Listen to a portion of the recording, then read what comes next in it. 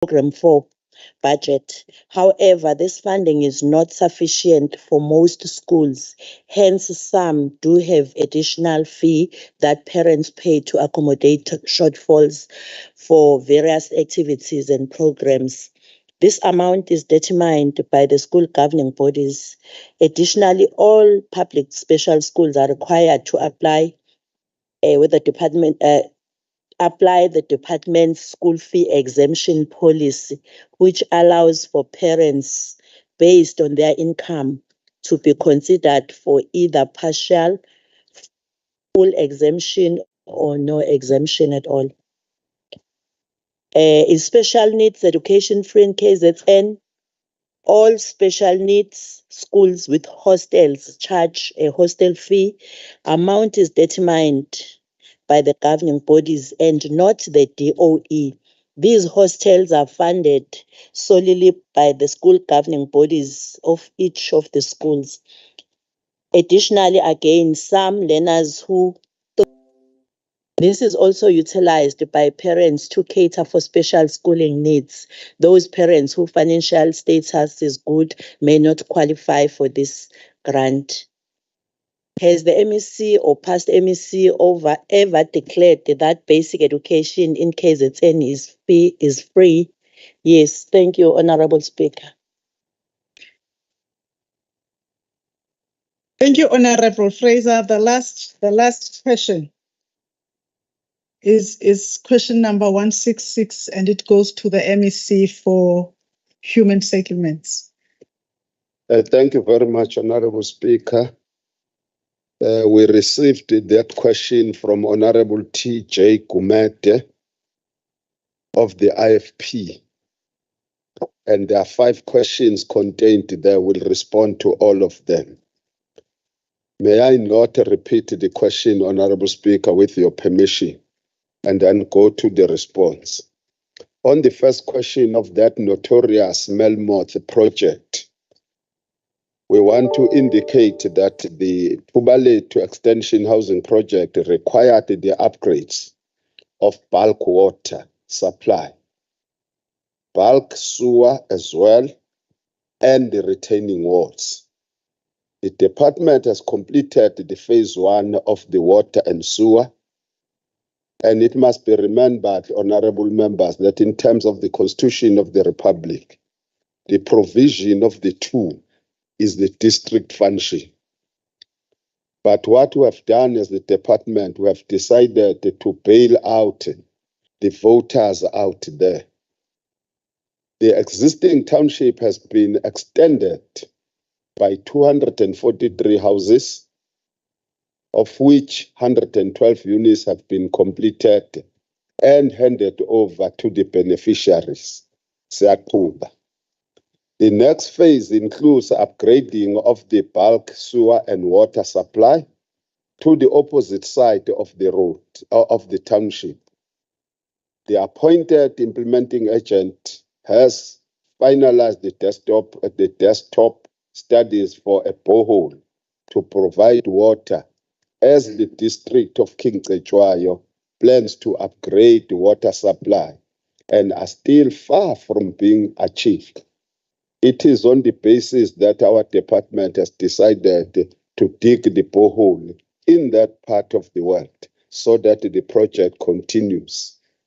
The physical investigation on the ground is planned to commence in mid-May 2023. We have not gone there to investigate that, but within 30 days we've committed ourselves that we'll be there. The bulk sewer upgrades to allow for the unit's completion and occupation are in progress. I want to assure you of that one. On the second question, there are 1,000 houses for houses for Umzumbe Cluster C rural housing project, which covers 4 wards. That is Ward 1, 2, 3, and 4. These wards are under different amakosi, which the split is 250 units per ward. That's what it is there, and it comes to 1,000 houses So 697 of those have been completed with the foundations, the wall plates, and the roofs. Enhlangwini Rural Housing Project is stalled, honorable members, due to poor performance of the service provider. The service provider, because failed to honor the commitment, was terminated, and the department is in the process of appointing the new service provider to complete the remaining 186 houses.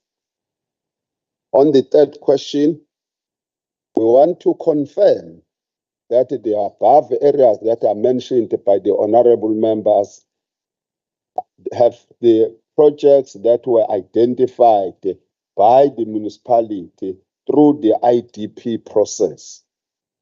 The department, through the request by the municipality, has appointed HDA to undertake pre-feasibility studies on the completion of studies, detailed planning, as well as the approval.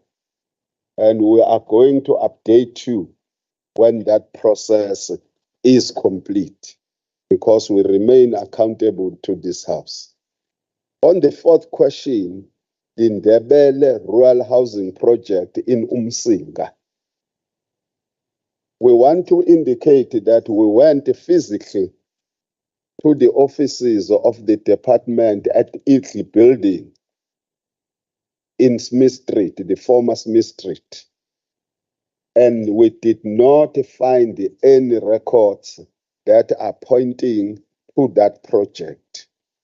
We would appeal to the honorable member to supply us with more information so that we investigate further, but the records don't show that. On the last question on Emabomvini housing project in Umsinga,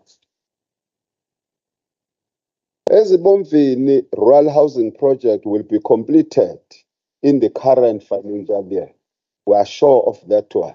Want to confirm that we are going to do that. The contract for this area was terminated by Umsinga municipality due to the underperformance of the implementing agent. And the Umsinga municipality requested us as the department to appoint a new implementing agent from the department panel of service providers. That's what we have, so that we don't delay processing.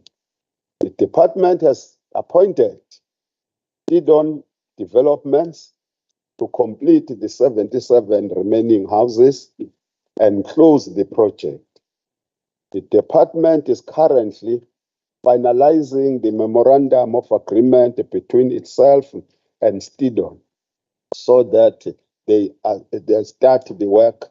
We are hopeful that by the end of this year, not the current financial year, we will be in the position to report as to whether the 77 houses were completed. So, Honorable Speaker, these were the questions that were posed by Honorable Member Kumete.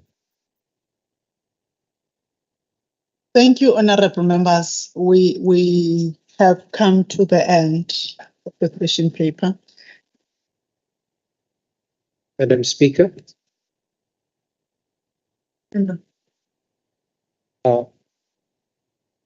may I proceed, Madam Speaker? Thank you, Madam Speaker. Madam Speaker, I just have on a point of order, a query. If Rule 121(3) and 4 are applicable to allow follow-up questions. Rule 121(3) and 4 are applicable to allow for follow-up questions. 121(4). 3 and 4, Madam Speaker. Oh, okay.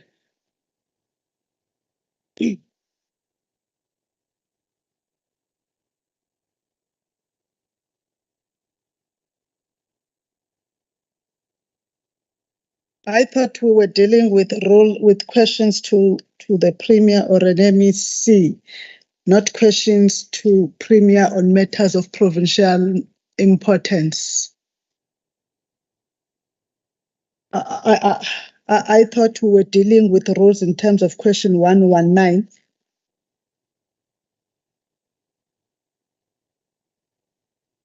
You can come closer, table staff. Mr. Memela, come closer.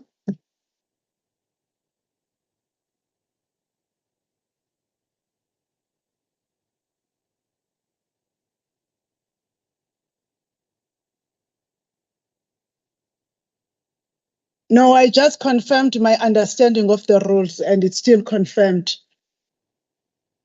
It's still confirmed. Ngayibamba Deputy Chief Whip Yama rules.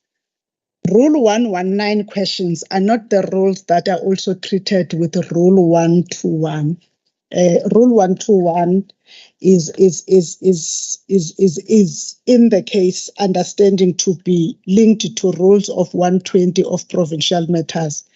But we are going to further refer the matter to the legal service to look at it and probably see if there is a refining. But that is how we have understood it, and that is how we still continue to understand it, that those refer to the rules of that. We were advised that way, but we are also going to a benchmarking on rules, because I have always been asking myself and the legal services, what then becomes the recourse for the rules of 119? So that if then they say we must use Rule 121 for the recourse of Rule 119, because for me, I feel that there should be no question that should not have a follow-up. That's my view. But the way that they have interpreted, remember that we also, as the Rules Committee, can have our own workshop where we clarify the gray area in the application and interpretation of the rule. And I think we will have to do that even immediately when we come back on that. Unless they want to convince me now that there is another rule that I can invoke to do that. Come, Mr. Memela.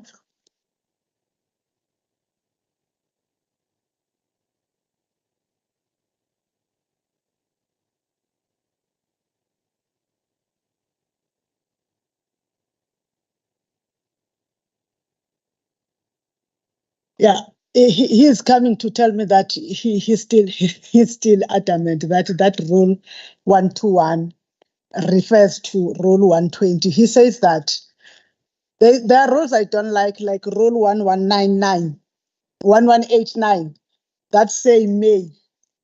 That gives the power to the Speaker. And I surely have not invoked that may allow.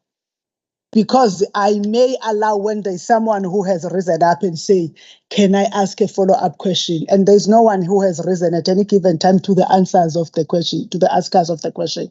So we still can have that discussion. I know about the Rule 1189. And Mr. Memela the table staff is advising me that the records that I say I want, they say we have provided it, but it's up to the presiding officer. Can we now go back to the order paper? The next order is order number 9.1. The report, debate on the report by the Premier on solving youth unemployment and mass employment creation following the 2023 State of the Province address. Allow me, honorable members, to call to the podium for 10 minutes. Honorable Dube Ncube, the Premier of KwaZulu-Natal, to table the report, ma'am. Thank you, Speaker.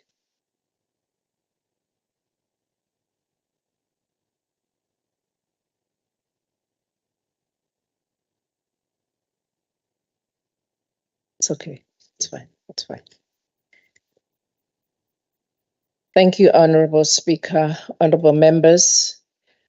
I wish to acknowledge you, Speaker Boyce, Deputy Speaker, Honorable Mthembu, members of the Executive Council, the MEC for Economic Development, Tourism, Environmental Affairs, also Leader of Government Business, Honorable Duma, Honorable Chief Whip, and the whole whippery. Honorable members, it is my singular honor to stand before this House this morning on the important gathering which has been convened to allow us to report on the strides that we are making on the mass employment creation while delivering quality, sustainable, and decent job for our youth. We make this presentation today under no illusion about the monumental task ahead to respond to the high levels of unemployment in our country, particularly those of the young people, which poses one of the greatest threats to our hard-earned democracy. Now, like never before, we need each one of us, government, business, labor, civil society, movements, as well as all other stakeholders. Honorable Speaker, we make this call focused on the fact that a few weeks ahead of this gathering on the 16th of May, Statistics SA, most authoritative voice of statistics, released the quarterly labor survey for Q1. The report painted a picture of hope and growing optimism in the future, and particularly the creation of employment, as it indicated that in the last quarter, there was an increase on employed persons, increased to 258,000, which was an increase in the first quarter of 2023 compared to the fourth quarter of 2022. Honorable members, if we look at under the programs that we have, the programs that we are going to be deliberating on as a caring government of the province of KwaZulu-Natal, led by the African National Congress, we understand the daily struggles of those unemployed because of the failure of our economy to generate enough jobs to meet the demand. We also understand that in spite of these important victories in the battle with the war is not over. Our youth remains most vulnerable in the labor market, with the results showing that the total number of unemployed youth aged between 15 and 34 increased. In this regard, KwaZulu-Natal, during our State of the Province, we announced the various measures to address the issue of youth unemployment, including encouraging departments to ensure that we reprioritize within our budget 10 million. This is to contribute towards job creation, intensification of EPWP and other programs. Under the EPWP, which is the Extended Public Works Program, we are encouraged that 84,348 work opportunities have been achieved, while 23,776, which gives you about 135,000 of jobs that were created in the public works so far. Just you're talking about this year. In this juncture, allow me also to indicate that the Department of Agriculture created 753 work opportunities, arts and culture 391, community safety 1,701, cooperative governance and traditional affairs 573, economic development, tourism and environmental affairs 3,332, education at 13,552, health at 9,085, human settlement at 4,000 and 111, public works at 1,145, social development at 6,804, and transport at 43,000. More than 43,000. In the department, departments have been able to look at their employment creation, and under this category, we wish to highlight that the departments were able to create 89,297 jobs that have been created. And those have been outlined in that report, Honorable Speaker. Also, if we look at the Department of Agriculture, Department of Community Safety, Cooperative Governance, Economic Development, Office of the Premier, Treasury, Public Works, Department of Education, all those departments in total. You look at even the Department of Education, which surpassed its target and now standing at 61,707 learner support agents under the Presidential Youth Initiatives. The Youth Empowerment Fund on its own has been dispersed, and 51 youth-owned businesses creating 408 sustainable jobs. Out of the 51 youth-owned businesses that were supported, 48 are very functional today, with only 3 needing mentoring and ongoing support. In this financial year of 2022-23, that was the 90 million we're talking about that has been allocated. I'm proud to announce that this work will be completed before the end of June. And in the SOPA, we also indicated that the 100 million that has been allocated for this financial year will be dispersed following the opening up of this window. Partnerships that we have been able to forge, we've entered into partnership with the MERSITA, the Manufacturing Engineering Sector Authority, the Sumitomo Dunlop Company, the Fuze Academy. The Artisans Project, funded by MERSITA to the tune of 54.9 million, will provide training and skills in the manufacturing, engineering, and related fields to address unemployment poverty by forming partnership with companies and training institutions that will deliver quality skills training to the unemployed youth. The project focuses at Tegwini, Pietermaritzburg, Richards Bay, and Newcastle, but also includes other rural and township economies and communities. A skills program whose duration is 3 months, at the end of which the learners receive a certificate. The short skills program also includes the workplace integrated learning to include the training program. The apprenticeship program, which is also under this program under MERSITA, looking at about 892 learners that have been enrolled. The apprenticeship program is funded to the tune of 33 million, and there are currently 113 apprentices in training. The MERSITA also is utilizing the schools that we are converting, the school that are not utilized. We are working with the MERSITA again on this project to ensure that we focus on the youth in the backyard mechanics, the youth in the digital economy and innovation space, but also the youth that are doing the data training, data analysts. We've also have other innovations that we have joined with the MEC of Agriculture last week, MEC Ngamalala, to launch the game-changing, futuristic and groundbreaking smart farming technology solutions that combines innovation, efficiency, sustainability. We launched this Ukulinga Farm, which is a revolutionary farming in partnership with the University of KwaZulu-Natal. The Office of the Premier has also funded the training for 10 learners that are training as pilots.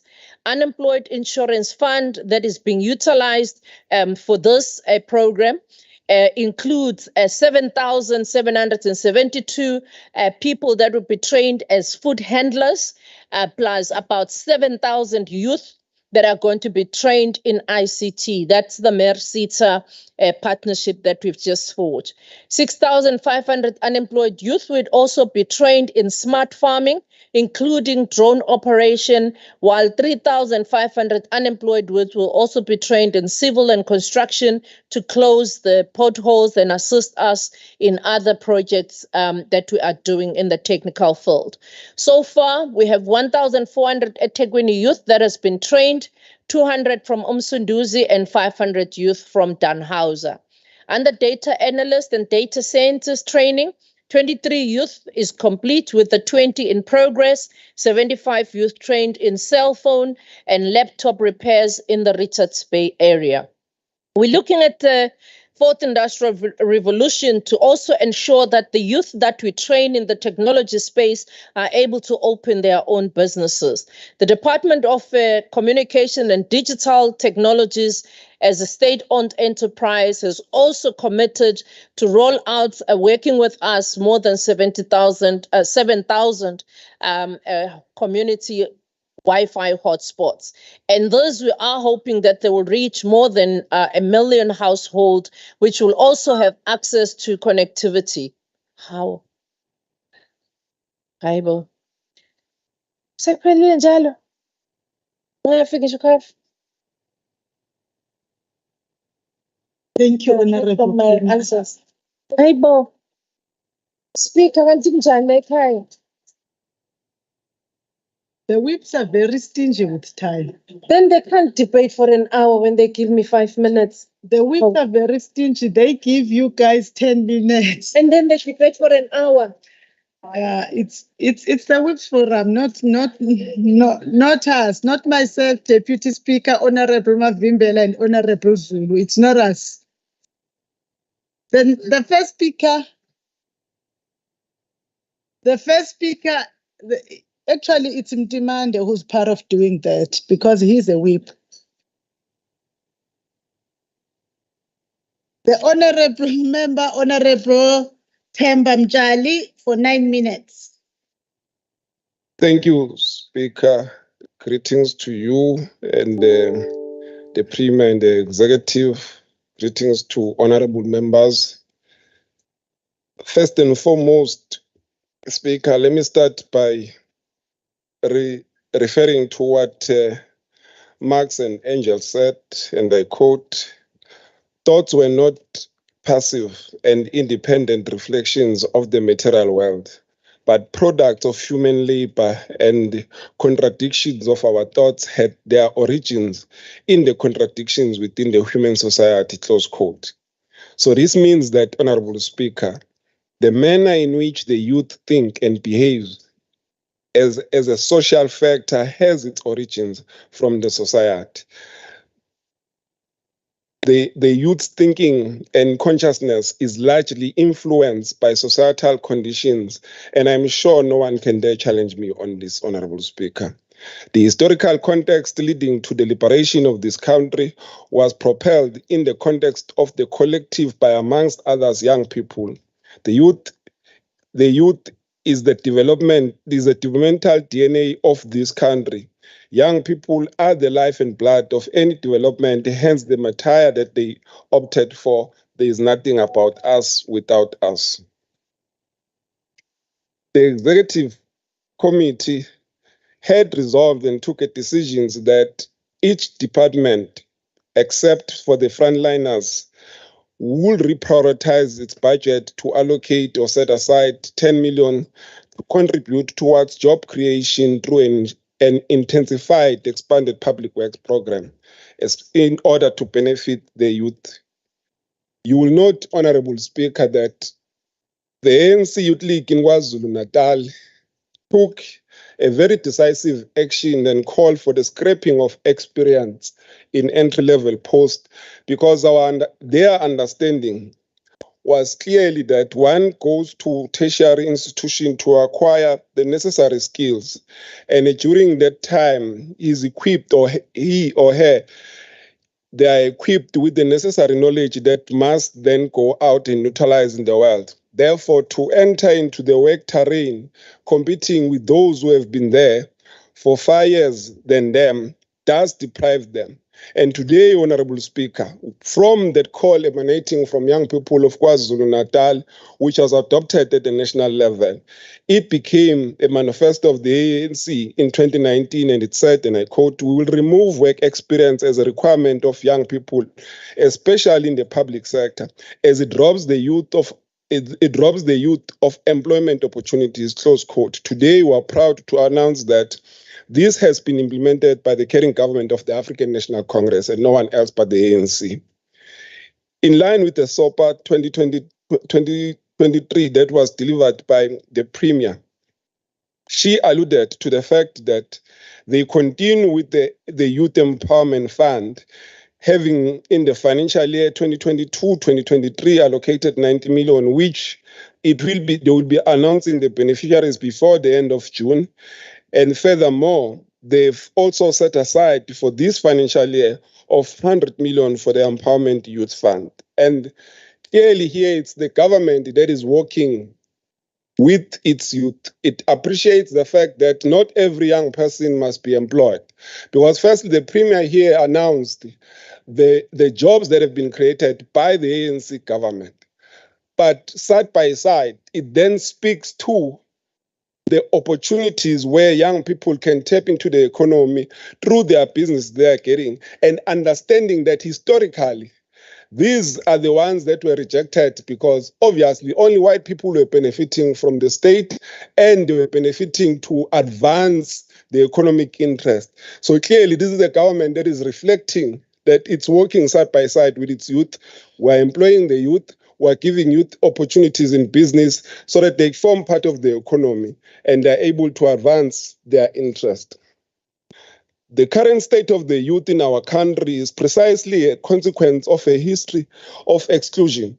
The job reservations, which previous it was for white people, land enclosures and exclusions, academic exclusions, and more importantly, historically democratical exclusion are the ingredients that have fermented the youth of today and its continued struggles. Simultaneously, countered by history of irresistible struggle as the antithesis. History has told not through invented fallacies, but as experience known by all of us, which side of the divide we stood on during this time of struggle. We've always stood with young people as the African National Congress.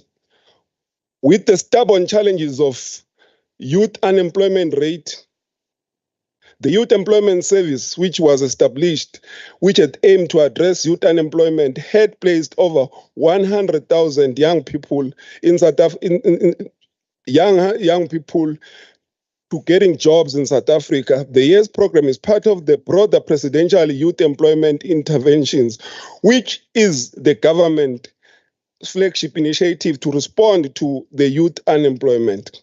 The YES program had achieved a new record of 32,000 jobs more, which had dealt as part of dealing with the crisis of the unemployment. If also, this must be noted that to deal with the issue of unemployment, it requires everyone, including all social partners, as this is not just the government issue, but it requires a societal matter, including all the stakeholders that we have.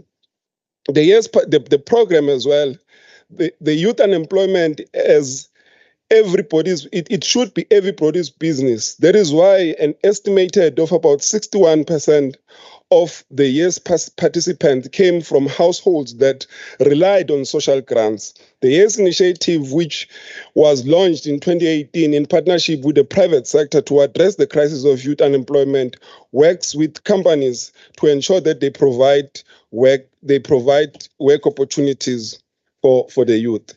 Again, the ANC-led government, understanding that when young people have continuously called that there's nothing about us without us, it did establish youth directorate in different departments. But however, Honorable Speaker, these youth directorate have a responsibility to deal and champion the interest of young people in all spheres of our provincial government. It must be noted, however, Speaker, that we remain not happy with those departments that even today still do not have the youth directorates. We call upon you, Premier, to ensure that you put more pressure to those that are still not complying to this, as it's a very important mechanism that seeks to address youth challenges. And ancient Greece once argued that nothing comes from nothing.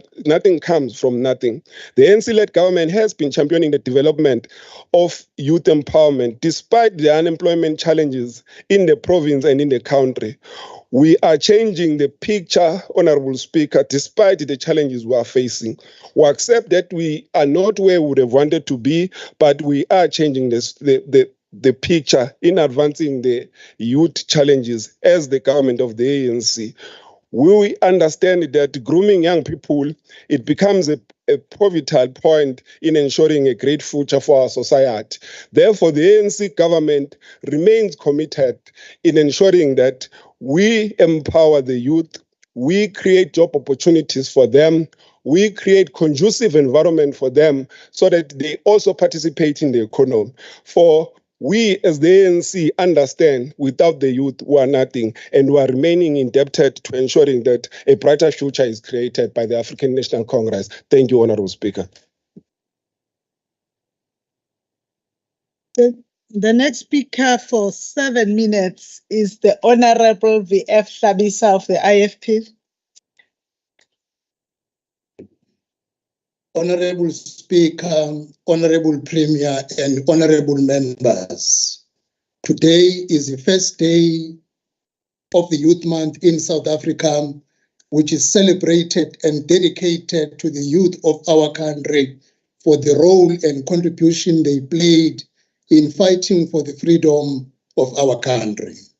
Unfortunately, Honorable Speaker, the majority of our youth who is sitting at home unemployed and they have nothing to celebrate during their month and their daily lifetime.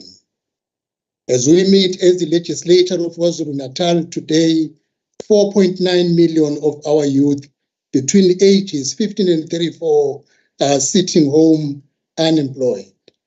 This includes, but not limited to, graduates, among whom medical doctors, educators, engineers, social workers, and many other graduates are unemployed. Some of these graduates are critical skills or specialized skills. In our country, critical skills or specialized jobs have become normal to be found unemployed. This is both a national and provincial crisis, Honorable Speaker. This has made our youth vulnerable and remain on the receiving end. The sitting for today, Honorable Speaker, was called to receive and debate the report by the Premier on solving youth unemployment and mass employment creation following the promises of the 2023 SOPA.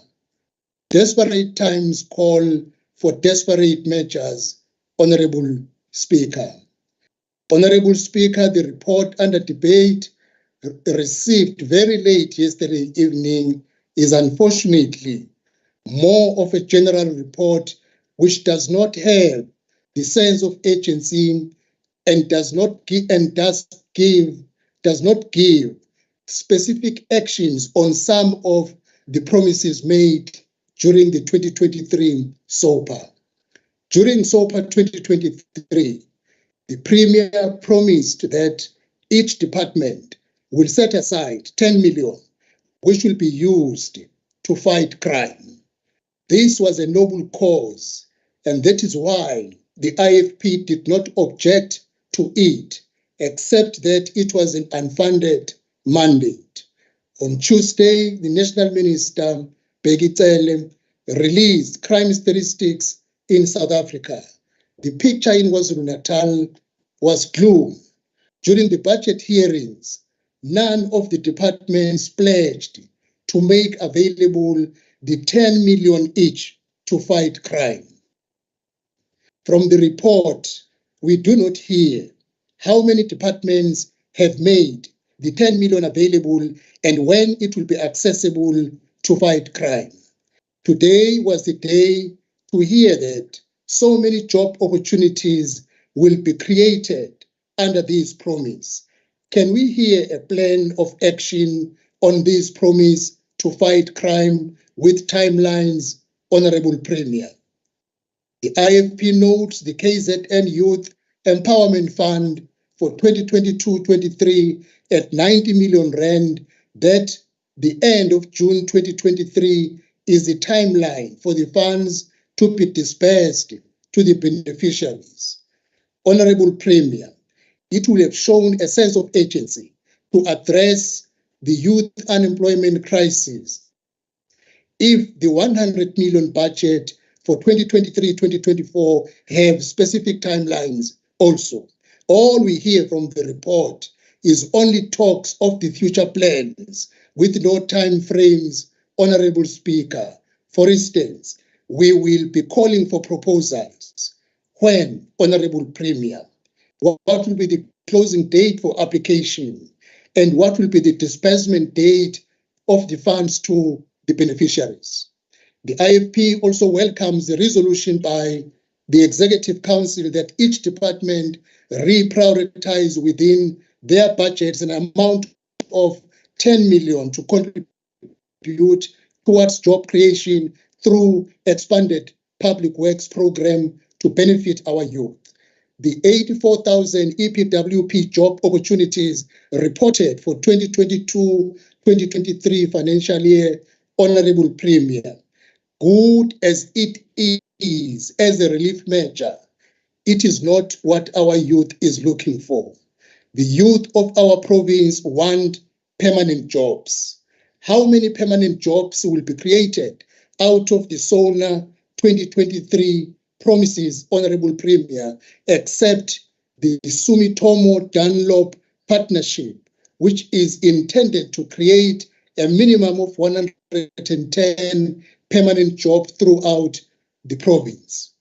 The IFP further welcomes the extended programs designed to create more employment opportunities, such as the Presidential Youth Employment Initiative, which has benefited some of the graduates. We encourage the government to draw a lesson of the past on these programs. Among such lessons is the fact that there is little understanding of how these critical inputs are positioned to connect young people with long-term work opportunities that will shift their future trajectories. Our people, particularly the youth, are desperate for long-term employment opportunities. It is very hard to plan your future adequately if you do not know whether or not you will be employed in the following year or following years. With regard to the government-sponsored bursaries, with the probability of retention upon graduating, our concern is that some of the departments have failed to retain graduates. The Department of Social Development is a classical example in this failure. Instead of providing secure employment opportunities for social worker graduates, the departments give a selected few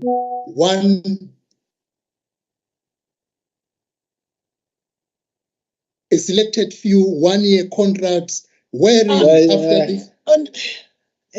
Honorable Ngotse. Honorable Speaker, thank you. The next member for 5 minutes is Honorable Irap of the DA. Thank you. Good morning, Honourable Speaker, fellow honourable members, ladies and gentlemen. Youth unemployment remains at an all-time high, with it sitting at a whopping 46.5% nationally and 30.9% in KwaZulu-Natal. That's 12.5 million people. Those in the 15 to 34 age range account for over half the country's employable population of the 40.6 million aged between 15 and 64. Now, if these figures don't scare us, then I don't know what will.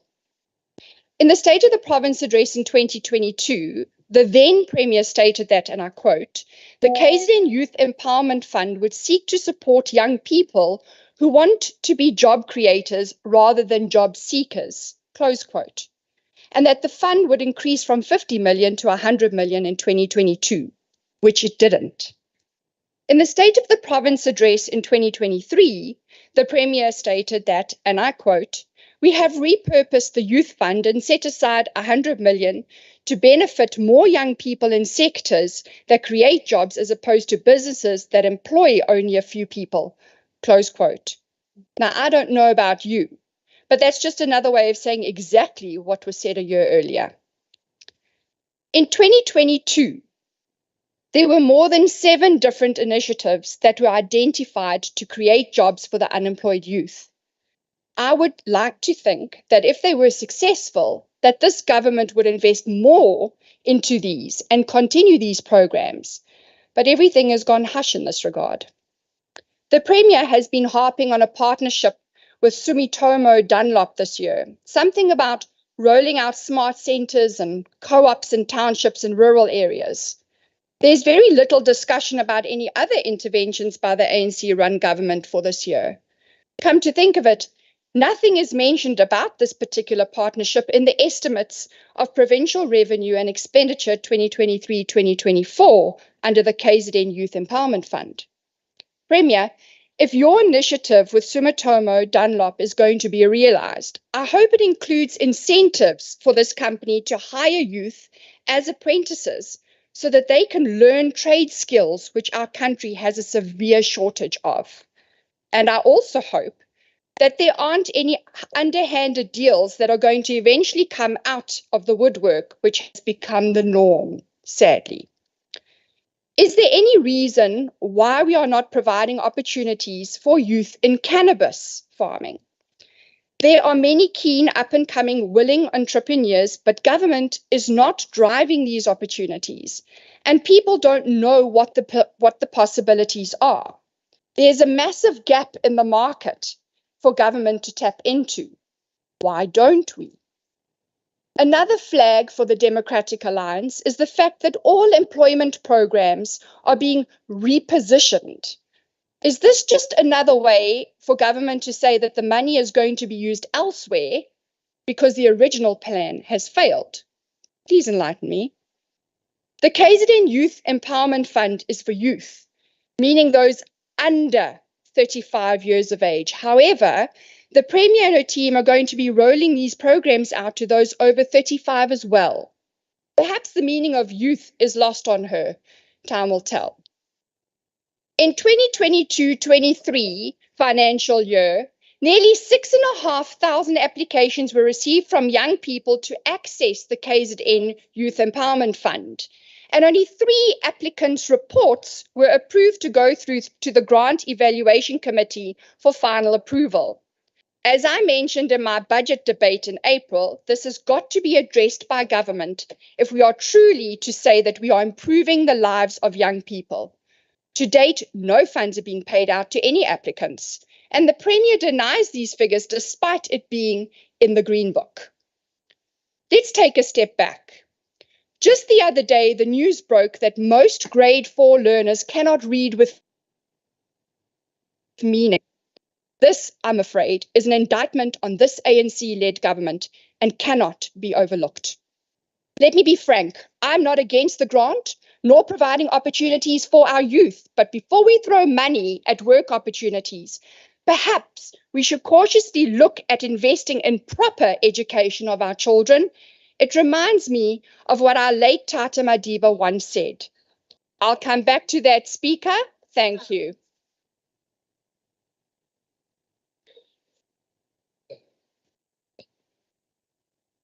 The next speaker for 6 minutes is the Honorable M.W. Twala of the EFF. No, thank you very much, Speaker. You know, it is shocking to learn that the ANC prides itself with EPWP when it speaks on creating employment opportunities for people in South Africa and in KZN in particular. And at some point, the ANC should admit that it has failed our people at all levels. Our people are living in squalor and in dire and deplorable conditions. Our youth has since lost hope. And the ANC comes here and prides itself with creating jobs and mention the EPWP, which is way below the minimum wage that is the law that is passed by the very same ANC. And I also want to pose a question, Speaker, that how many young people have since benefited from the cannabis industry? Or our young people, are they playing critical roles in the agriculture in our country? And who's benefiting from the sea economy? Is there active participation from the young people of our country and the people of KwaZulu-Natal? Who's transporting those raw material out of this country? Where is the youth participation on such? really ANC should be ashamed and should hide their heads in shame because they failed our people. Our youth is swimming on drugs. Go and see the conditions of our people in Blaaupost in Newcastle. Estenga, ubone inja ukuthi silahlekelwe yithemba. Also, Speaker, with the ongoing youth unemployment crisis in South Africa and the latest report by States SA revealing that South Africa is the highest unemployment rate in the world with 13 million jobless people. The reality of the matter is that the ANC government policies for solving youth unemployment have certainly not shown teeth. As it stands, the unemployment rate in KwaZulu-Natal remains the highest of all provinces with 1.2 million people who are unemployed and 1 million discouraged job seekers.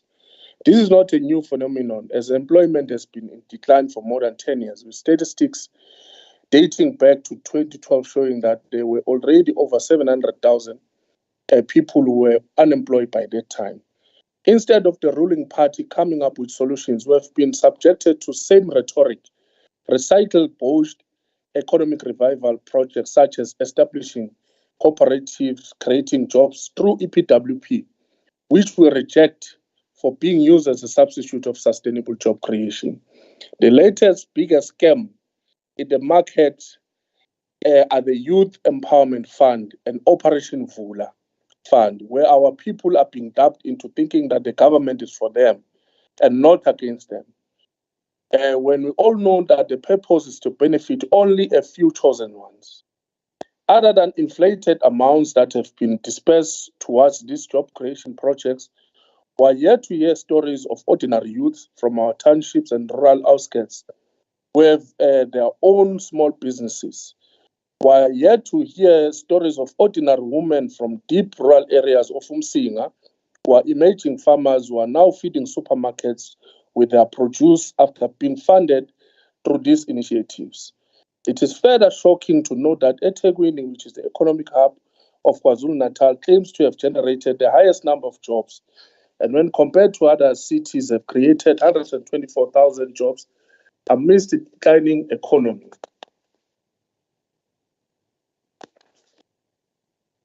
Yet there is no clear breakdown of which sectors these jobs were created from. How many people are actively looking for jobs in eThekwini? How many discouraged job seekers does eThekwini has?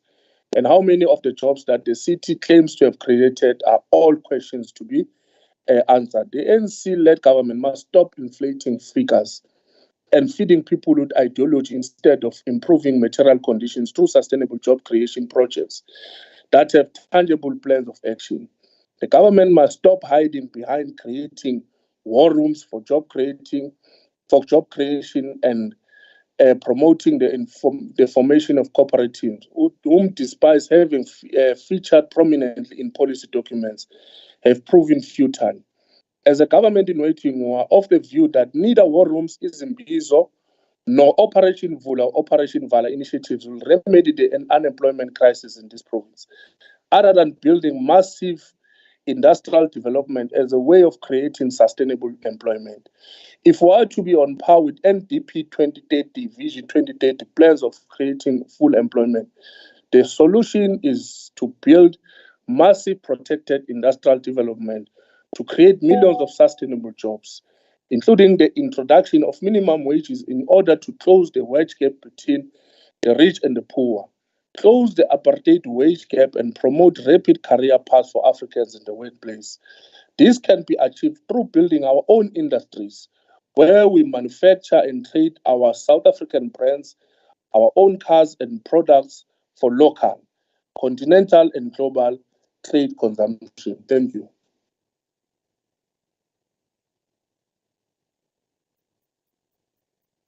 The next speaker for 2 minutes is Honorable C.M. Shinga of the NFP. Honorable Speaker, honorable members, the National Freedom Party welcomes the additional 100 million towards the Youth Empowerment Fund set aside to benefit more young people in sectors that create massive employment. The number of people in the province who used their business abilities to become financially independent has been remarkably low. In the 2019-2020, only 51 youth-owned businesses were supported, 48 functional, and the other 3 are not functional. It is clear that further assistance for entrepreneurs is necessary, and we must develop a workable plan to enable enterprises that have received funding to become financially independent. Honorable Speaker, our labor market favors highly skilled workers, and this results in few accessible jobs for the general public. The South African education system does not provide students with adequate training or skills necessary for the type of employment available in the formal sector. To solve this, we need to offer more on-the-job learning and training, bridge the no experience, which is equal to no job cycling.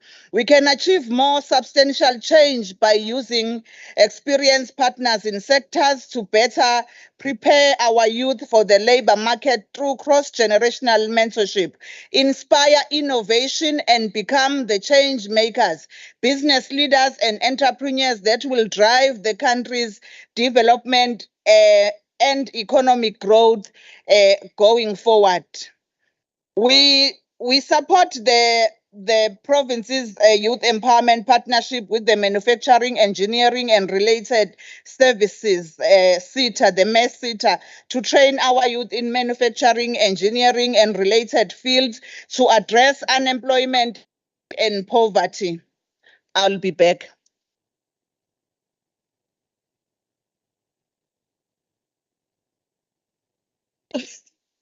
The next speaker for 9 minutes is the Honorable MEC BN Sithole Moloi of the ANC.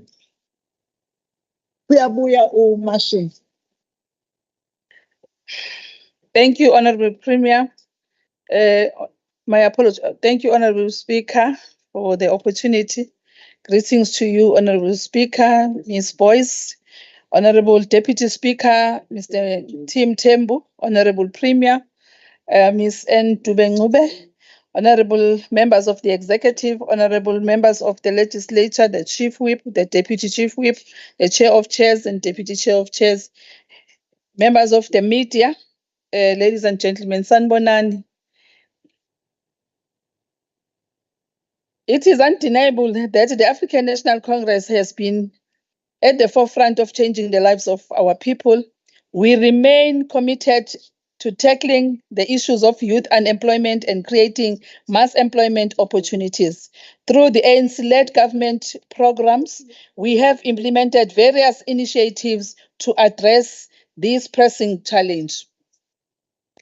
Honorable Speaker, the province has also administered the bursary scheme to support learners in different fields.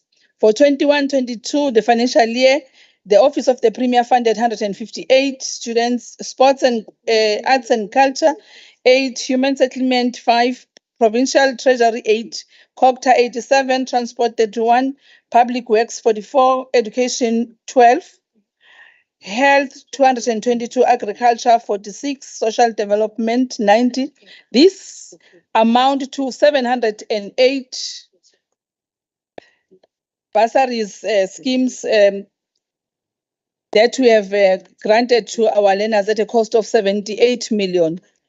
For the 22-23 academic year, the Office of the Premier is supporting 249 bursary beneficiaries. This number includes 126 beneficiaries who passed progressed from the 2022 academic year and 123 beneficiaries who were newly awarded. Honorable Speaker, our skills program has led to the establishment of Lamesi Maths and Science Academy, which enrolled to date at 988. The setting up of 8 digital skills centers by Moses Kotane Institute is inaccessible local municipal space for public use and technological skills development. The TVET colleges, we also have beneficiaries that have gone through that with the assistance of the led government of the ANC. About 32,619 in all districts we have supported our learners there. And also we have 4,341 unemployed youth that has been trained for skills so that they will be able to get work. Most of them have been able to get employment through those certification that they got from those TVETs. Partnership with the Post Schools Education and Training. The province has entered into partnership and with the following institution, which is Durban University of Technology, Amangosuthu University of Technology, UKZN, and others. Honorable Speaker, our intervention also, we want to say this partnership that I have mentioned has been spread throughout the province. We have targeted 5 districts that have benefited, which is eThekwini, uMgungundlovu, King Cetshwayo, Herigwala, and Uthugela. Through this partnership, 4,389 students are placed to work integrated learning, leading to students completing their qualifications and increase the throughput rate of the post-schools education training institutions. Honorable Speaker, a 21-year-old Durban University of Technology Management accounting student and the entrepreneur from Umlazi, Asanda Zondi, has managed to have hair dishwashing liquid siqala lolusha on the shelves of the biggest retail. Useyaqhweba ke ngenxa yokusizakala. So it means ukuthi we mean business as government ANC. Department of Agriculture and Rural Development plans to create 3,892 jobs. Through the most will come from unemployed graduate program, which is about 340, and 621 from land care and RASET will then account for 1,950. Department of Community Safety and Liaison will then deliver the jobs, which will then be 1,376, and most of them will be a ward-based volunteers program with 1,043. Department of Culture will this year create 144,619 jobs. These will come mostly from the use of MIG budget of 3 billion, creating 67,599 jobs. The lower Umkoma's water scheme will help to create 14,237 jobs, and other initiatives and programs that are going to contribute to this amount of the job that will be created. Department of Economic Development will create 29,338 jobs, with 15,057 coming from Zibambele Waste Management and Operation Vula Fund with 2,750, and the Alien Invasive Species Program with 8,500 jobs being created. Department of Education will create through internship 1,305 jobs. In school nutrition, 17,992 jobs. The Presidential Youth Initiative, 58,501. Department of Health will create 11,359 jobs. These will come mostly from community health workers with 10,349. Department of Human Settlement is going to create 8,227 jobs from human settlement in construction project, bringing 7,465 jobs. The Office of the Premier will then employ through a contract post 6 ETDP SITA funded in 33 internship. Honorable Speaker, The Department of Sports will also contribute its part, which is about 2,400 of job, and all other departments, whilst the Department of Transport will then contribute 985 million budget and created 54,000. That led us to say that as the ANC-led government, we are committed to the cause and the targets that we have set. Amajuba, if we spread this throughout the province, Amajuba will then have 16,699 jobs. eThekwini, 62,226. Herikwala, 21,758. Ilembe, the list is endless. As I have said, we are going to spread this job throughout. We want also to say that as the ANC-led government, we have put aside on the Operation Vula commodities 6,813,502,991 on youth-owned businesses. We are not going to create job only by EPWP. We are also creating spaces for job initiative that are done, businesses that are run by youth, which also create jobs. Hence, we are counting all this amount.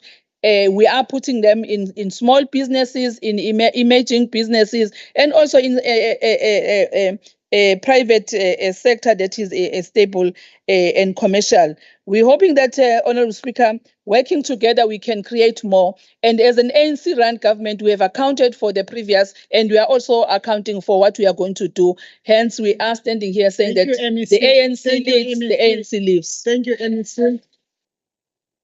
The next speaker for 2 minutes is the Honorable Esther Rajbansi of the MF. Thank you, Honorable Speaker, Honorable Premier. Employment creation locally means assessing causes of unemployment. A recent study on youth in Durban in townships discovered the following: lack of relevant skills and qualifications, lack of relevant previous work experience, high rate of corruption, nepotism, and connections in the labor market. Honorable members, to combat the impact of unemployment, we have to ensure that all work and labor policies to spur employment must expand employment opportunities by prioritizing temporary employment measures, provide good quality housing so that people have a roof above their heads as personal security promotes well-being and employability, increase recreational activities by improving sports in such facilities, stop building on play lots or parks, increase access to public transport. Let's not limit ourselves to taxis, because buses, trains, bicycles, motorcycles, these needs road redesign, because people need mobility for employment. We need to expand public services and schools in rural areas where there is high unemployment. To create jobs, Honorable Premier, we have to remove racism from racial quotas. As per the Constitution, Black means Africans, Indians, and Coloreds. The MF rejects further race-based quotas. Instead, we need to move to economic class quotas based on poverty levels as well as the remainder on meritocracy. We need an annual job fair in KZN. SARS needs to increase the 2014 ETI incentives to employers so that we have more workers that can be employed rather than only hiring entrants or graduates. Our workplace culture needs to be redefined to one that is agile and culturally inclusive. For this, both public and private sectors needs to employ cultural intelligence officers to socially and culturally integrate work teams for maximum work output. We need to integrate CETAs with politics because CETA's policy must change to include training opportunities for all race groups, not only Black Africans, as this hinders social integration. The pilots, for example, Indian students are not allowed to get those grants, and I've been battling for years. Tell me, how many pilots have we got graduated from the grants that we have given, Honorable Premier? Also, corporate social responsibility needs to improve, and the law needs to be strengthened. Thank you. Thank you, Honorable Rajbansi. The next speaker for 2 minutes. 3 minutes. Sorry, I'm ahead of myself. Who told you to come here? Sorry. I'm just checking. Did I say you're the next speaker? No, Honorable Rab, are you the next speaker on the order paper, on the speaker's list? Are you the next speaker? You are not. Definitely not. And the rules are applicable. The next speaker on the order paper is Honorable M.E. Phakathi, who has tendered an apology and invoked the rules to have Honorable C.M. Shinga tabling his speech. Now you see. It's my update.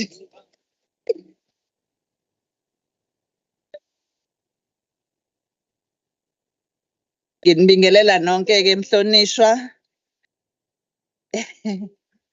ATM's debate on solving youth unemployment and mass employment creation. Honorable Speaker, honorable members of the House, today we have a huge task to debate and come up with solutions on the unemployment for our youth in the province. Yes, we're expecting for the Premier to come up with a proposal on how to tackle youth unemployment. Honorable members, this is a time bomb, not only for KZN, but for the country as a whole. It is dangerous for any state to have a high youth unemployment. It leads to a certain type of revolution or Arab Spring. Honorable Premier and your cabinet, we appeal to you to exhaust all remedies to arrest the scourge of youth unemployment. Among these youth are those who university or tertiary qualifications. There are those who have got matric who could not access universities for a number of valid reasons. As an ATM, we want to make our contributions because we cannot only criticize. This is becoming a serious challenge of the country, and yet we believe we cannot just play politics about this. Honorable Premier, we propose youth cooperatives for our young people in different forms. It can be agricultural cooperatives or other strategies. Our youth must not depend on social grants, but they must be armed with skills on how to employ themselves. The country is not taking cooperatives seriously. As ATM, we want to give you, Honorable Speaker and Honorable Premier, this example of what is happening in Spain in a city called Mount Dragon, where each and every family is a member of a particular cooperative. And that is how that country and that city became the richest city. I thank you, Honorable M. Phakathi. Thank you. So, seniyabona-ke ukuthi wethe uyabuya. The next member on the order paper is Honorable S.E. Manqele of the ACDP, who had tabled an apology and there is no arrangement he made. The next one is Ben, for 3 minutes, Honorable Irap of the DA. Thank you, Speaker. Before I get to the quote, which I ended on, yes, we're creating jobs, but many of them are not permanent jobs. And the fact still remains, and it's been proven, that you cannot come out of poverty unless you have been employed for a minimum of 3 years. But, you know, facts are facts. So Tata Madiba once said, and I quote, "It is through education that the daughter..." Honorable Cele, ZLI. Honorable Cele NJ. Cele ZLI, please allow Honorable Rep to do her debate. Thank you, Speaker. It is through education that the daughter of a peasant can become a doctor, that the son of a mine worker can become the head of the mine, that a child of farm workers can become the president of a great nation, close quote. Sadly, the way things are going in this province and our country, this will never be realized. Unless we start focusing on the educational foundation of our youth, empowerment grant giving will be for naught. Our children in schools are not only starving and expected to learn on empty stomachs, but are demoralized because they know that there are no jobs for them after they matriculate. There are no skills that are developed during these 12 years of schooling. And quite frankly, our tertiary education system leaves much to be desired. Just this morning, the Premier spoke of 8,152 children between the ages of 10 and 14 that delivered babies last year. If that doesn't spell out a massive social problem or societal problem, then I don't know what does. To make matters worse, the mental state or health of these children, and to be quite frank, their futures, are going to be a continuous spiral of doom. Because in all honesty, how many of those poor children who should be protected by the statutory rape law really do have a future? If our government cared, then why has it not acted on the 27 sexual assault cases of teachers on learners in the Department of Education, where no investigations have taken place, no suspensions have taken place, and no police cases were opened? Stop overlooking the horror our youth face every day. Premier, if we don't address the cause of what is affecting our youth, instead of addressing some symptoms when they pop up, then quite frankly, youth empowerment, the way you are dealing with it, is just a farce. You cannot solve youth unemployment if you don't address the societal stumbling blocks, Premier. This government needs to go back to the drawing board. Let's get the basics right first. I thank you.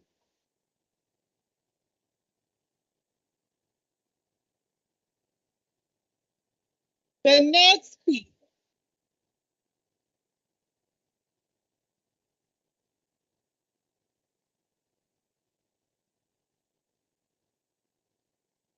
Honorable Kika, Honorable Kika, Honorable Kika, Honorable Ngumala, please rein in your members. Honorable Kika and Honorable Ngumala, your members are delaying us. The next speaker for 3 minutes is Honorable VF Shabisa of the IFP. Thank you once again, Honorable Speaker. I ended saying, with regard to government-sponsored bursaries, with the probability of retention upon graduating, our concern is that some of the departments have failed to retain graduates. The Department of Social Development is a classical example of this failure. Instead of providing secure employment opportunities for social work graduates, the department gives a selected few one-year contracts wherein after these graduates are left in the wild to fend for themselves. The IFP supports the provision of bursaries as our slogan is education for liberation. But we are against unfulfilled promises of retention. For our youth to get more job opportunities, the government of our province must be a champion of the dual roads. 1, the government must level the playing field for the province of KwaZulu-Natal to create the conducive environment for business to thrive. Crime, load shedding, and corruption must be fought to the core, because no investor will be keen to invest in a country or a province with such high levels of crime, load shedding, and corruption. 2, the provincial government must actively play the role to invite more foreign investors to inject funds in the province of KwaZulu-Natal, which will yield to more job opportunities for the benefit of our youth. The IFP therefore notes the report by the Premier with reservations, as it did not go as far as we expected. The budget across all departments to create jobs is 30.4 billion, but only 424,000 jobs will be created, and unfortunately, many of which are short-term jobs. This does not bring hope nor inspire our youth not to give up on their dreams and aspiration. The government of the province must be the champion of sustainable jobs over and above the EPWP. Thank you very much, Honorable Speaker.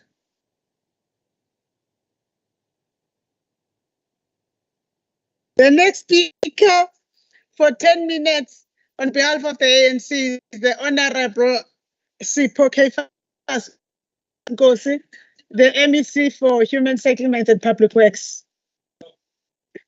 Thank you very much, Honorable Speaker, Premier, and honorable members. We really appreciate this opportunity to advance the programs of the African National Congress, and we are going to focus on what you approved on the budget of sport, arts, and culture.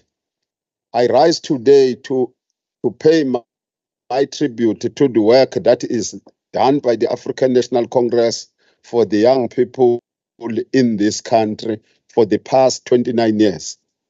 My focus is mainly on this department that Dr. Mahlaba is in charge of. While I cannot stand here and be foolhardy in assuming that our work is complete and without any blemish, I am well aware that several strides and efforts have been made to ensure that the programs we formulate benefit the young people of this country, the black ones in particular. The ANC has not lost sight of the fact that this is this section of the society which remains trapped in abject poverty, hopelessness, despondency, and marginalization. It thus cannot be business as usual if we stand any chance of mitigating even bigger challenges brought about by the socio-economic situation we are often confronted with. Honorable members, the African National Congress is not the liberation movement of populists. We raise issues as they are. Those of us who listened to the SOPA speech by our Premier, Honorable Hlabisa, indicated that the speech indicated that each department needs to contribute 10 million rand specifically for job creation. And they want to indicate as well that that position is binding to all departments because this august house adopted the resolutions of the Finance Portfolio Committee, which were tabled here before the start of the debates of all departmental budgets. We all need to report that today we report to our own constituents, Honorable Hlabisa and others, that today our Premier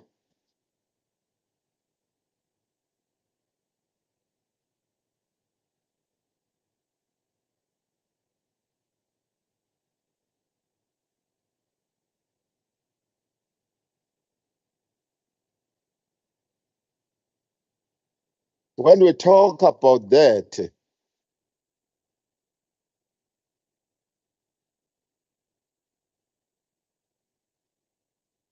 that are in place by this ANC-led government. We also want to indicate to those who are attacking DSD, we remind them that during the budget hearings, DSD indicated that has got serious budgetary constraints. But despite that, DSD will contribute the 10 million for job creation. Rather than to stand in the gallery and be populist, I would also appeal to all of us to make sure that we support the efforts of our government in order to deal with this youth unemployment that we have. We do that because we know that the young people of 1976 sacrificed their lives for us to be free. The problem that our economy is not growing as fast as it should be, we must be mindful of that and agree, all of us, that we are going to work together in order to deal with this challenge of unemployment of our children, including the graduates that we know are not employed. Having said so, the programs of infrastructure that we have in almost all government departments indicate the will of the current government that job creation will be a spin-off if we roll out infrastructure. There are specific amounts of money that have been declared by our own government around that particular thing over and above the EPWP. So the Department of Sport, Arts and Culture has got a number of programs of infrastructure around the issues of the building of libraries, art centers, and the sporting facilities. When you talk about those, that's where the young people are in sport.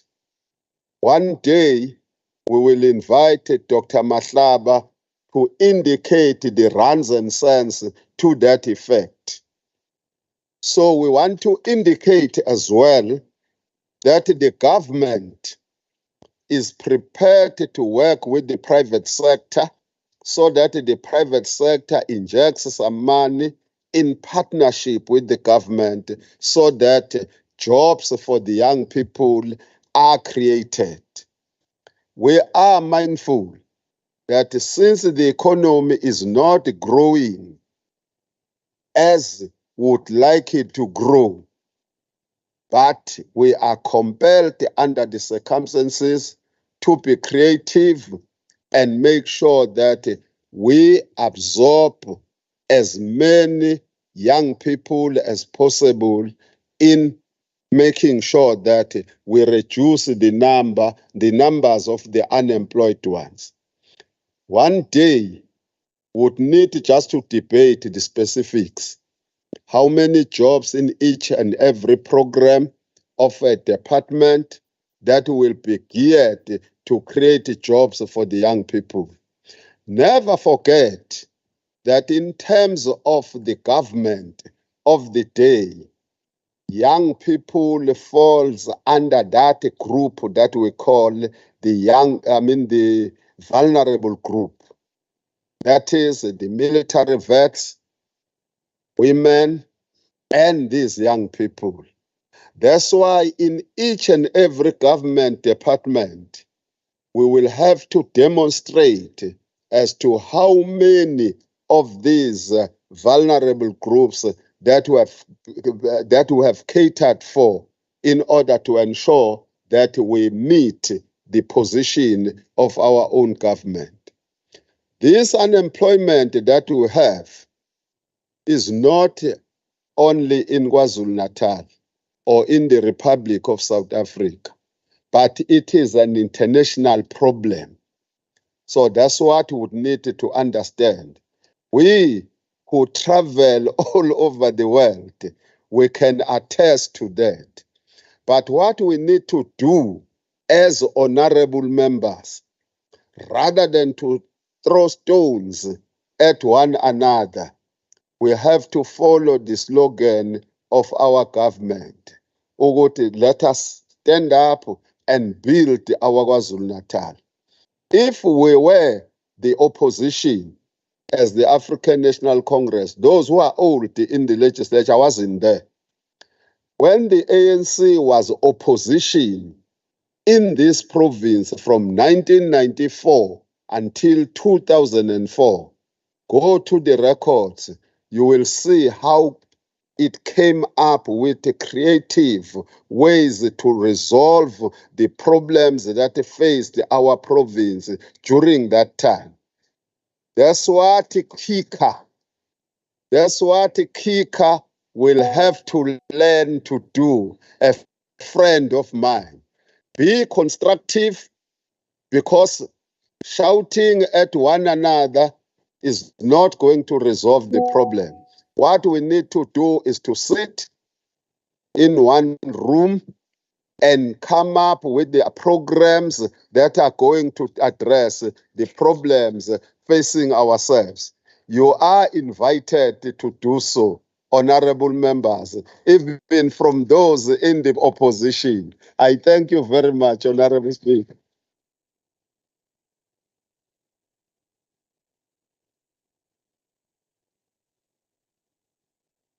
Honorable members, thank you. We've come to the end of the debate. We've come to the end of the debate. We'll now give the Premier an opportunity to respond to the debate for 10 minutes.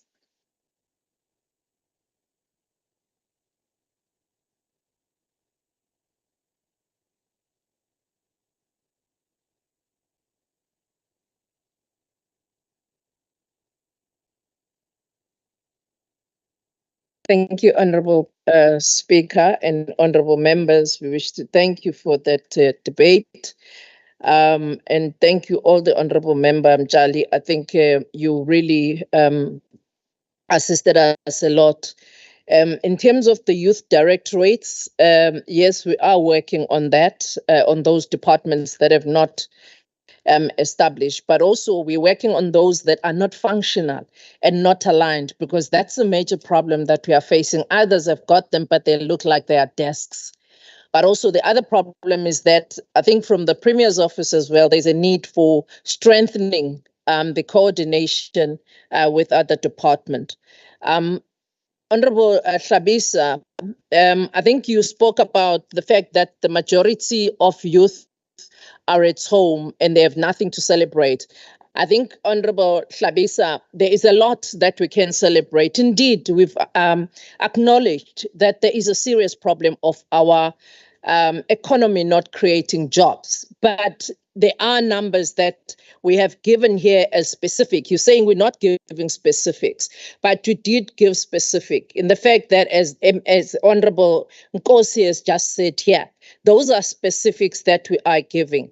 Over and above that, we've given specifics that in the public works, which is another Honorable Twala was raising, we did not only talk about public works as only temporary.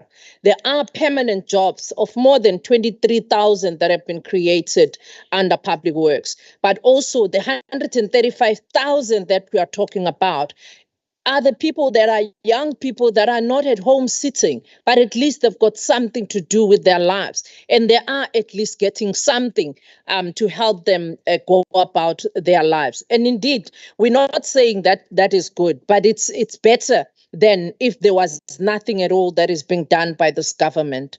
In terms of the 10 million, Honorable Shabisa, all the departments have paid the 10 million. We've confirmed with the Treasury. You can also through your committee.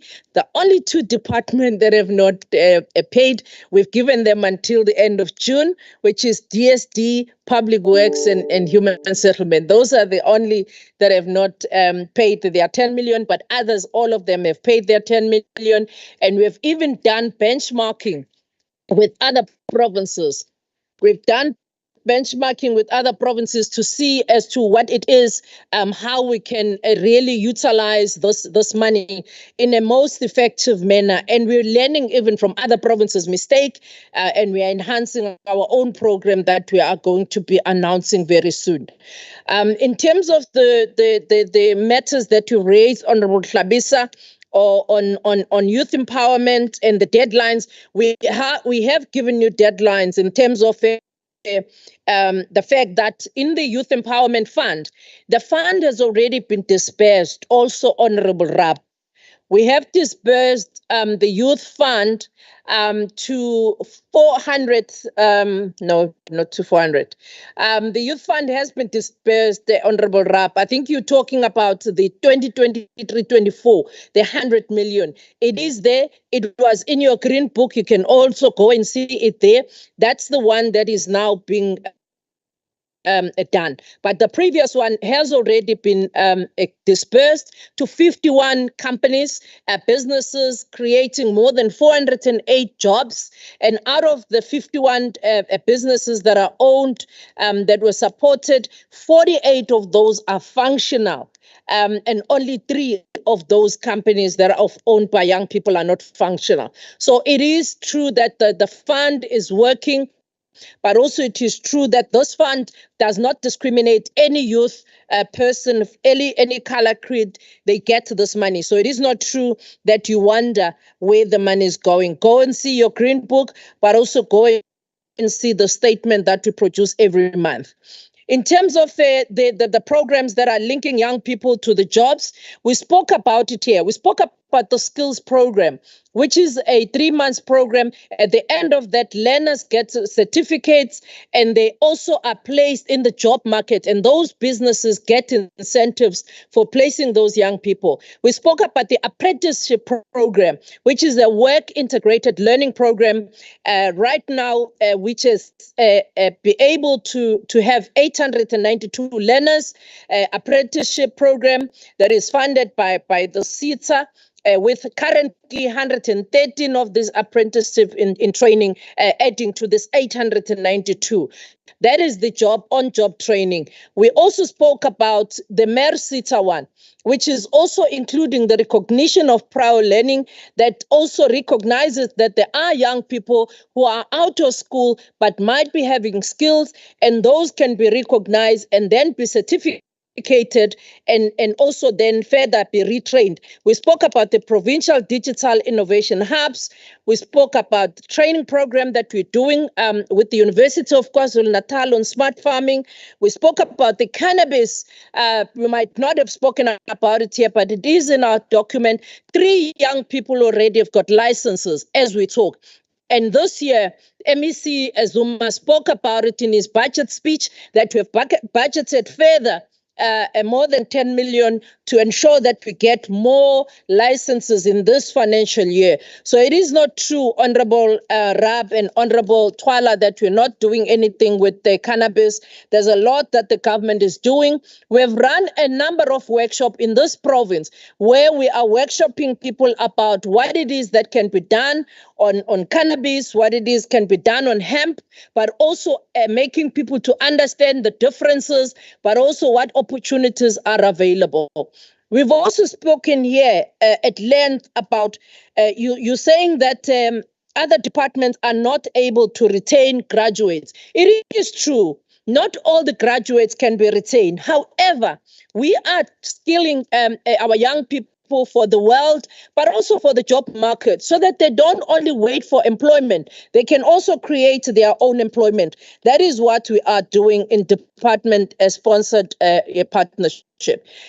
Honorable Rapp, we're not only talking about Dunlop, but also with the Dunlop program. It's not that Dunlop is going to be Dunlop will be training young people before they are given those shops, that we are then going to be paying for those shops through this youth fund, and those shops will be based on young people that have applied, that have been trained, and then they will then get those permanent structures that they are going to be working on. So it is a program that is going to be working. We spoke about the MERSITA, we spoke about ETDP-SITA. These are all tangible program and partnership we're talking about. We talk about PSITA, that we are working on information technology and networking skills. We spoke about the ETDP-SITA, that we are working with employment, education, training. So we are speaking with a lot of clarity, but also practical things that we are talking here, honorable members. It is not true that it's just words. If you could be fair enough or be honest enough as honorable members to read the document, because you've been given, you'll see that indeed there is a lot that has been done. Operation Vula has created a number of jobs, more than 502,000 youth-owned businesses have benefited from that. But over and above that, RASET, we spoke about it even previously, how ordinary young people from the rural areas are benefiting through making sure that their goods are taken to the shops, and as government, we are able to sell those products for them. We are also now exploring international markets through BRICS, where our young people will further be assisted with ensuring that they do get their goods to be sold. Over and above that, Honorable Member, you're talking about the fact that businesses, Honorable Sabisa, in the last presidential investment conference, you might not have seen that there were more than 10 companies, international companies, that pledged and were announced by the president that are going to be investing in KwaZulu-Natal. So it is not true, Honorable Sabisa, that we're not attracting international foreign direct investment, even including national and international companies to come and invest in our province. There is a lot of work, Honorable Members, that is being done. So there is a lot that our youth can celebrate in this coming Youth Month, to say that we are not sitting as this government. When you talk about the numbers that we are talking about, not just the words, but the practical in Operation Vula and in other sitas, in detergents, toilet papers, under RASET, cooperatives have been formed, Honorable Members, and we are really working and strengthening the work of the cooperatives in terms of their training, but also in terms of ensuring that they have enough finances. Thank you.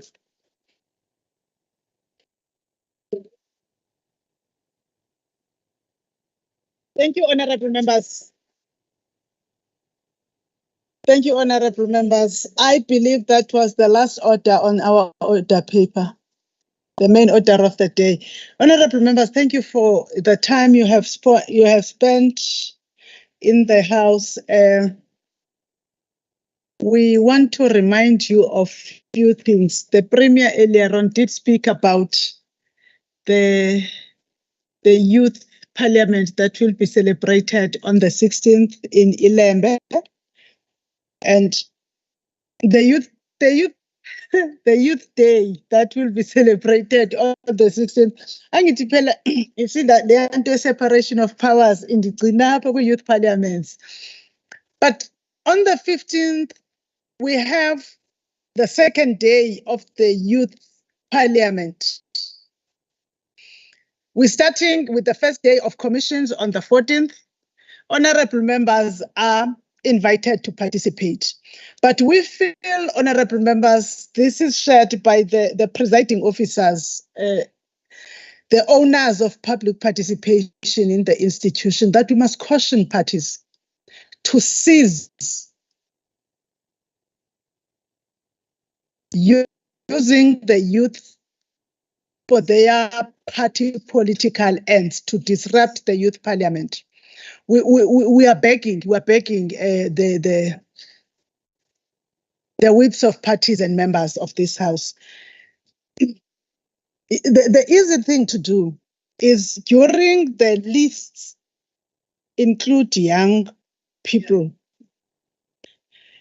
There is a party that does that, but it is having young people in its membership here.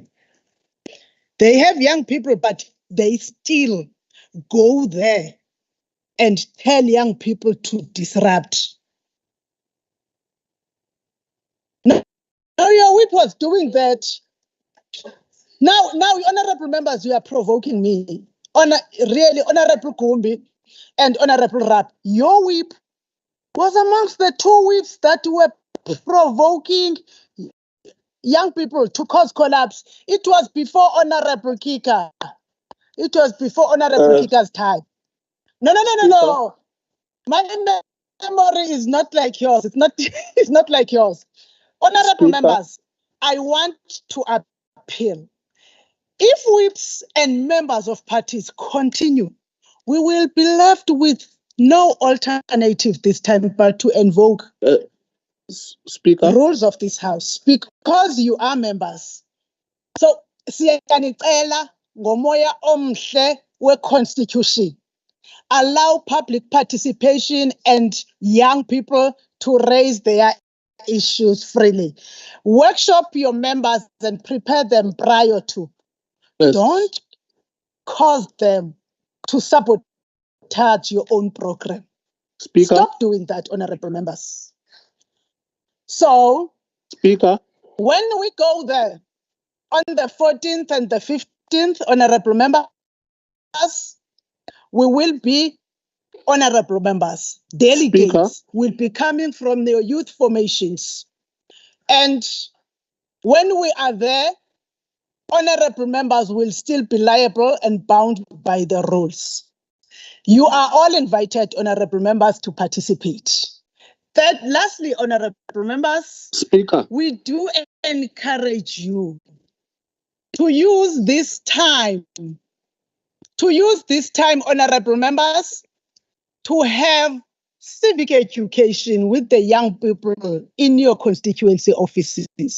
This is the Youth Month, and it's also the Pride Month. We must teach tolerance on the young people in our constituency offices. Honorable members, we have come to the end of today's sitting. Speaker. The House Speaker. rises sine die. Speaker. Speaker.